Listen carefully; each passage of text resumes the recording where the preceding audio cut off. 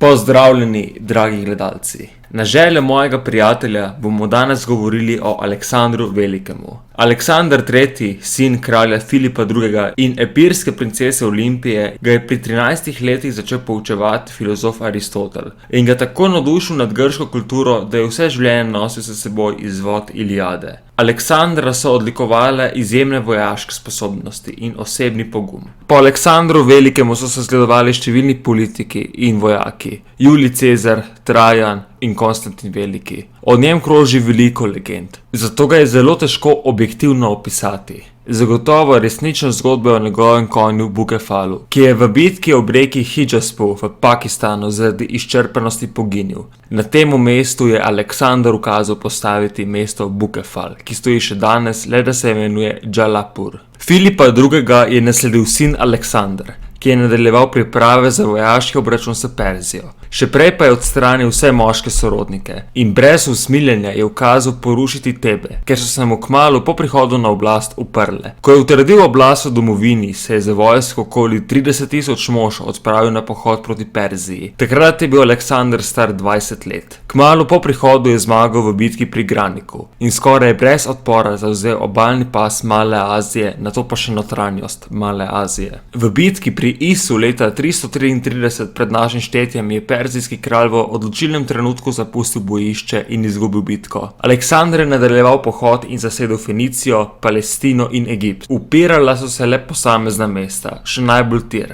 Nazadnje je po 8-mesečnem obleganju le zavzel. V Egiptu je ustanovil Aleksandrijo, ki je kmalu postala središče grške kulture v Sredozemlju. Obiskal je preročišče boga Amona v oazi Sivi. Svečeniki pa so ga pozdravili kot božjega sina in faraona. Po tem, kar se mu je dogajalo, se je počutil kot božji izbranec in tudi Grki so začeli verjeti v njegovo poklicanost. Perzijski kralj se je medtem pripravljal na vojno. V bitki pri Gavgameli v današnjem Iraku je spet pobegnil. Njegova vojska pa je doživela poraz. Aleksandar je zavzel Babilonijo in vse prestolnice perzijske države, Suzo, Ekbatono in Perzepolo. V Perzepoli je zaplenil državno zakladnico in tako dobil denar, da lahko nadaljeval svoj bojni pohod. Na koncu pa so mesto še zažgali do tal. Ko so kmalu zatem ubili Dareja III., se je Aleksandar začel šteti kot zakoniti vladar Perzije. Tako se je tudi vedel. Začel je nositi perzijsko kraljevo nošo in zahteval, da ljudje ob njegovem srečanju padejo na kolena in mu začenjajo poljubljati prste. Aleksandar je nadaljeval osvajanja, prečkal gorove Hindžukus in reko Ind ter načrtoval pohod do konca sveta. Pri reki Hidžasp je zmagal v zadnji veliki bitki proti indijskemu kralju Poru. Ta je na bojišče pripeljal slone, a vojska ni več zmogla naporov in ga je z uporom prisilila k vrnitvi. Ko se je Aleksandar vrnil, je izbral Babilon za novo prestolnico. Vedel se je vse bolj vzhodnjaško, imel se je za boga in začel vladati absolutno. Vedno bolj si je prizadel, da bi združil grški svet s perzijskim. Priredil je poroko, na kateri se je 10.000 Grkov poročilo s perzijskimi dekleti. Za eno od Darjevih hčera pa se je poročil tudi sam. Ves čas je snoval načrte za nova osvajanja, a leta 323 pred našim štetjem je v Babilonu zbolel, verjetno za mrzlico, in 10 dni pozneje umrl.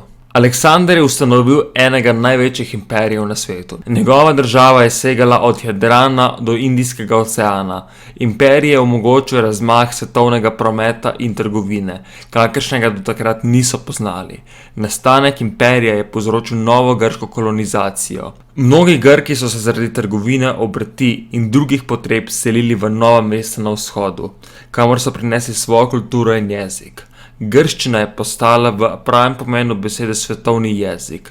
Grška kultura se je razširila do Indije. Aleksandrov pohod je povečal geografsko znanje v svetu. Njegovo načrtno vodene odprave so odkrivale predele, ki so bili slabo raziskani ali sploh ne. Pripravili so odprave v Sudan k izvirom Nila, prvič je bila popisana plovba po Perzijskem zalivu, načrtovali so odprave okoli Arabskega polotoka, Afrike in celo Evrope. Močno se je izboljšalo poznavanje rastlinskega in živalskega sveta. Aleksandrovo vedenje kot absolutni vladar in bog je v naslednjih letih spodbudil podobno vedenje helenističnih vladarjev. Nastal je kult božjega vladarja, ki ga klasična Grčija do tedaj ni poznala. In za konec, ali je bil Aleksandar Veliki Makedonec ali ne, Sodobni Makedonci, ki živijo v Severni Makedoniji in okoliških regijah, so del širše skupine slovanskih narodov. Njihov jezik makedonščina je del južnoslovanske podskupine slovanskih jezikov.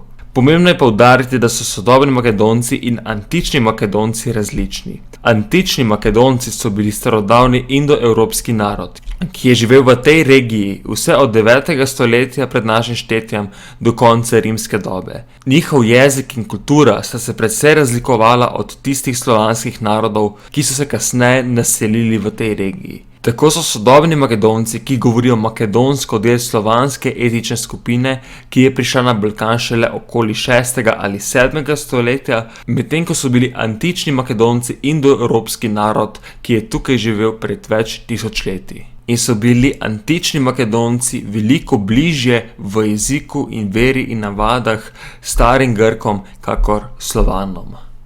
Upam, da vam je bil današnji komentarec všeč. Če vam je bil všeč, pritisnite like in se naročite. Hvala in lep dan.